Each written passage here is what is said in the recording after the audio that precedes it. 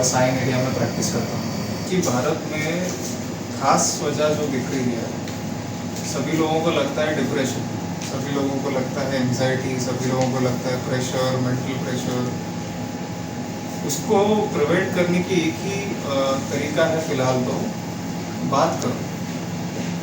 अगर बात करना सीख जाएंगे, एक्सप्रेस करना सीख जाएंगे तो बहुत सारे प्रॉब्लम अपने आप सुलझ सकते हैं।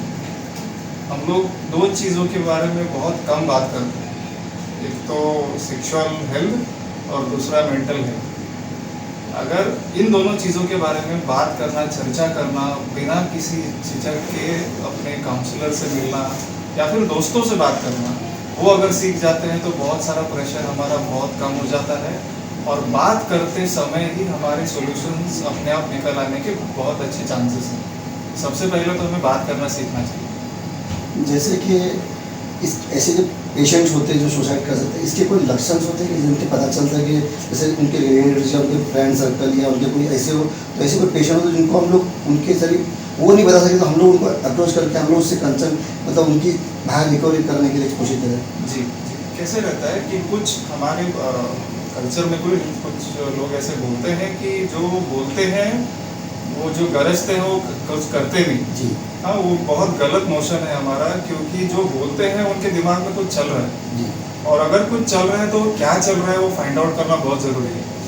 बहुत सारे टाइम हम लोग इग्नोर करने लगते हैं, हम लोग ध्यान नहीं देते कि ये तो सिर्फ बोलते हैं। हाँ, लेकिन कभी कभी ऐसे होता है, बहुत सारे हमारे पास डेटा WHO की तरफ से ऐसा अवेलेबल है कि जो बोलने वाले हैं, जो सुसाइड करने वाले, उन्होंने कभी ना कभी पहले बोल चुके हैं कि मैं ऐसा कर लूँगा अपने आप को, और वो किसी ने इग्नोर करने के बाद में वो सुसाइड तक पहुंच जाते हैं, क्योंकि बीच में जो गैप है वहाँ पे कुछ इंटरवेंशन हुआ नहीं, वहाँ तक हम पहुँचे नहीं। मतलब इसका मतलब इसकी अगर किसी ने भी ऐसा बोला हमारे सामने कि हम सुसाइड करने वाले हैं, तो ऐसे लोगों पे हमें ज़्यादा कॉन्सेंट्रेट करना होगा।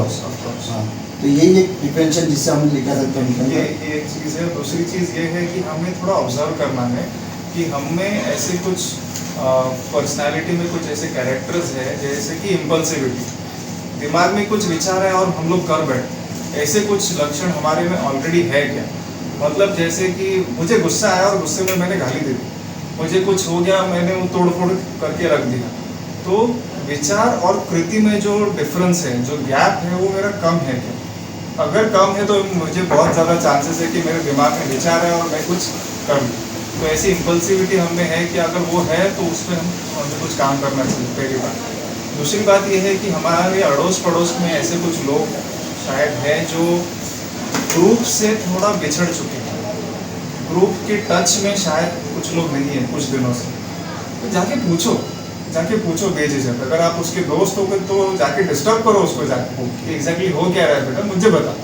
और जब ये बताना स्टार्ट कर रहे तो आप सुनो, कुछ राय नहीं दो, कुछ मशवरा नहीं दो, सिर्फ सुनो, उसके साथ में बैठ जाओ।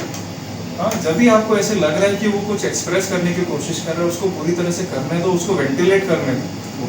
बहुत सारे टाइम क्या होता है ना, 90% प्रेशर एक्सप्रेस होने की वजह से रिलीज हो जाता है। ओके, अगर ऐसी कुछ चीज़ें हैं कि वो जैसे बता रहे कि मरने की विश है, तो वो थोड़ा सा इंडिकेटर्स ऑन होना चाहिए आपका कि मरने की विश अगर वो बता रहा है तो काउंसलर के पास, साइकेट्रिस्ट के पास आपको लेके जाना है। कुछ लोग ऐसे साइकेट्रिस्ट के पास मेडिसिन लेने के बावजूद भी लोग सुसाइड कर रहे हैं, तो उसकी वजह क्या होती है? जी, क्या होता है, मेडिसिन लेने के बाद में काउंसलिंग और मेडिसिन दोनों साथ में जाना है, और मेडिसिन के कुछ नियम होते हैं, जैसे कि मेडिसिन 7 डेज में उनको फॉलोअप के लिए आना है, 15 डेज में फॉलोअप के लिए आना है, या फिर एज अ टीम जैसे फैमिली मेंबर्स और थेरेपिस्ट और साइकेट्रिस्ट सब मिलके साथ में काम करते हैं। मींस ऐसे पेशेंट को अकेले नहीं छोड़ना है, सबसे बड़ी बात है उनको अकेला नहीं छोड़ना है, उनको हमेशा साथ में रहना है। जी, मेडिसिन का भी कैसे है ना, मेडिसिन भी हम लोग पेशेंट्स के हाथ में नहीं देते यूजुअली, मेडिसिन रिलेटिव्स के हाथ में, तो वो टाइम टू टाइम उनको मेडिसिन देंगे तो हम थोड़ा सा सेफली उनको मॉनिटर कर सकते हैं। तो रिलेटिव्स का और फ्रेंड्स का और जो बाकी सपोर्ट सिस्टम है उनका बहुत अच्छा सपोर्ट मिलना ज़रूरी है। अच्छा, ये लॉकडाउन की वजह से हो रहा है क्या? इसमें कोई लॉकडाउन का इसका असर ज़्यादा बढ़ा है या कुछ? हाँ, लॉकडाउन में मेंटल हेल्थ के प्रॉब्लम्स थोड़ा सा बढ़ गए हैं। सभी लोगों को मालूम है कि बहुत अनसर्टन फ्यूचर दिख रहा है, कि मतलब आगे क्या होने वाला है किसी को पता नहीं। कुछ लोग जो लोग थोड़ा सा मेंटली फिट है वो स्टार्टिंग का शॉक थोड़ा अच्छी तरह से ले लिया उन्होंने और उभर गया अच्छी तरह से, लेकिन जो थोड़ा सेंसिटिव है उनमें थोड़ा सा डिप्रेशन आना, उनमें थोड़ा एंजाइटी आना, उनमें थोड़ा सा साइकोसिस आना, वो सब थोड़ा ज़्यादा दिख रहा है इन दिनों। इन दिनों में भी कैसे है कि थोड़ा कनेक्टेडनेस अगर आप बढ़ा लेते हैं ना तो आपका डिप्रेशन का लेवल थोड़ा कम हो जाता है। यहाँ पे भी वही चीज़ है कि आप थोड़ा सा बात करना स्टार्ट करेंगे, थोड़ा कनेक्टेड हो जाएंगे, जितना ज़्यादा कनेक्ट हो जाएंगे उतना ज़्यादा आपका सपोर्ट सिस्टम बढ़ जाता है। दूसरी चीज़ ये है ना कि ये टाइम पर किसी को हेल्प देना बहुत अच्छा लगने वाला चीज़ है, फील गुड।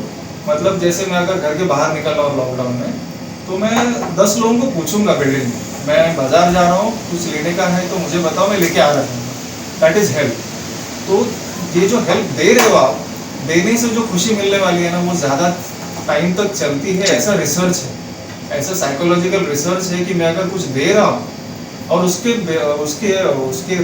रिटर्न में मुझे कुछ नहीं चाहिए। देखो दो चीज़ें हैं, एक तो हेल्प है, दूसरा फेवर है। अगर फेवर दे रहे हो तो बिजनेस हो जाता है, मैं कुछ कर रहा हूँ, आप मेरे लिए कुछ करो, उसकी जो पॉजिटिविटी आती है दिमाग में, उसका जो फील गुड है ना वो ज़्यादा लंबे समय तक चलता है। वो एक चीज़ आपके लिए अच्छी हो रही है। दूसरी चीज़ ये हो रही है कि आप 10 लोगों के साथ में कनेक्ट हो चुके हो और उन 10 लोगों में से आपका कोई एक फ्रेंड हो सकता है जो आप डिफिकल्टी में आप उसको शेयर कर सकते हो, उसको एक्सप्रेस कर सकते हो। मीन्स अभी किसी भी तरह किसी को भी अकेला नहीं छोड़ना, सबसे बड़ी बात है। और जो ऐसे अकेले हैं उनको साथ में लेकर चलना है हमें, उनको मतलब कम्युनिटी में लेकर आना पड़ेगा रिटर्न ऑफ में, यही है ना जी। और इसके लिए अगर जैसे और कोई पर्याय, मतलब जैसे दवा के अलावा और कुछ कर सकते हैं मेडिसिन के अलावा?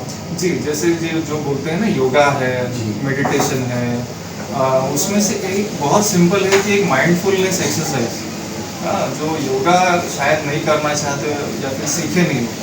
माइंडफुलनेस एक्सरसाइज मतलब क्या कि एक जगह पर बैठ जाओ, एक जगह पर बैठ जाओ और अपने आस पड़ोस में जो भी चीज़ें चल रही है उनकी इंफॉर्मेशन आप लेके बैठ जाओ। उसके बारे में कुछ सोचना नहीं है, कुछ रिएक्ट नहीं करना है। जिस जगह पर बैठे हो हमारे बॉटम्स में हमारी चेयर का प्रेशर फील हो रहा है, हाँ वो सेंस करो। उसके बाद में कुछ आवाज़, फैन की आवाज़ आ रही है, एसी की आवाज़ आ रही है, उसको सुनो। Sit there and do nothing for at least 2 minutes.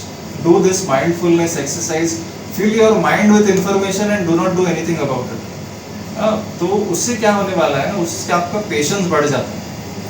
जैसे कुछ शॉकिंग न्यूज़ आती है ना, आप रिएक्ट नहीं करते हो, आप रिस्पॉन्स देते हो। और रिस्पॉन्स मतलब क्या कि उसके बारे में मैं क्या कर सकता हूँ, वो रिस्पॉन्स हो गया। रिएक्शन मतलब उठ के शॉक हो जाओ, that is reaction. We don't want reaction, we want response. Mindfulness will help you giving a good response.